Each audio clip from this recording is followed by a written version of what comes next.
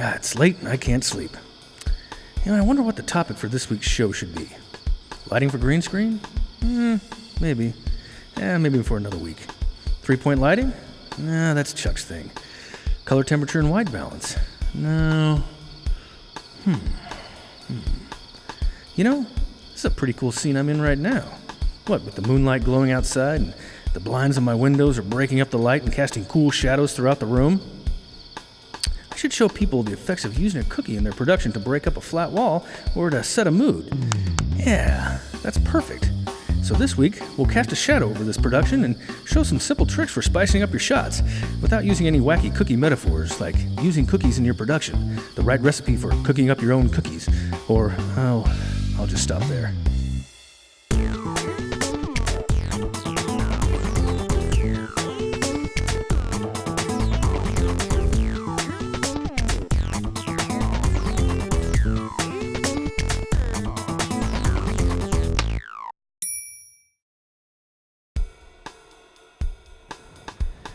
Now, using cookies, which are sometimes referred to as a cucalores or oftentimes a gobo, to cast shadows is a technique almost as old as film itself. But it's my observation that people don't use these in most day-to-day productions because they either think they have to purchase some high-end devices or that maybe they're technically not up to the task. Well, if this is you couldn't be more wrong. Now, for our purposes, I'm going to call what we're using today a cookie, not a gobo, even though the names are pretty much interchangeable.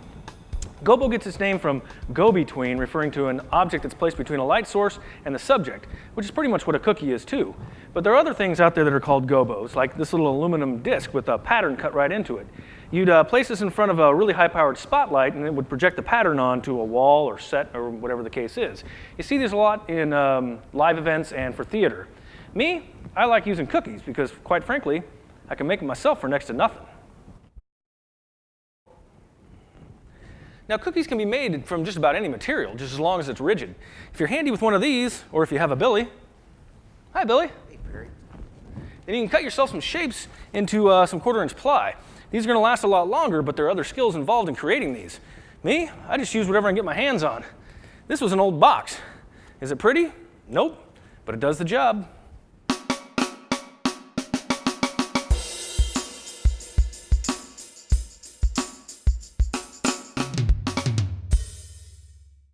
Now, there's some common patterns that are used throughout.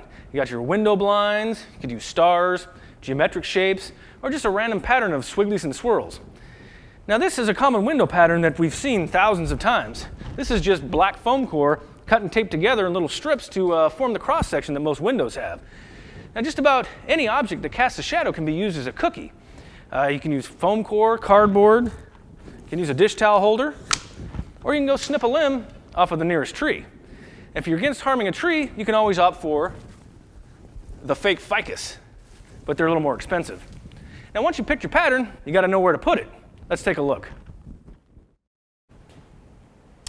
All right, here we've got our homemade jobber and our light source. To do this effectively, you need to use a hard light source, meaning a light with no diffusion on it to help soften the edges of the shadow. Just a good old hard light and maybe a gel if you want to add a little color to the mix. Now, the distance from the cookie to the light source is going to determine the sharpness of the shadow, meaning the farther we get from the light source, the sharper the edges around the shadow. The closer we get, and the edges begin to soften. Here, let's do it with this. The further we are away here, see the sharp edges? As we walk it in closer, the edges begin to blur. And it just kind of becomes a cool texture on the wall. Okay, so kind of play with it and settle on a look that you like. Once you do, go ahead and grab yourself a stand and clamp the cookie into place. Let's mix this up a little further, shall we? All right, let's start by getting this stuff out of the way. All right, clear this spot, bring in my table. Good, like that.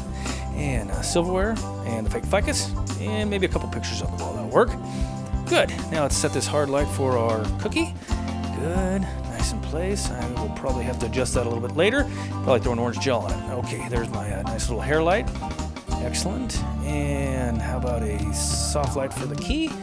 Seems to be working just fine. I'll make a few more adjustments and...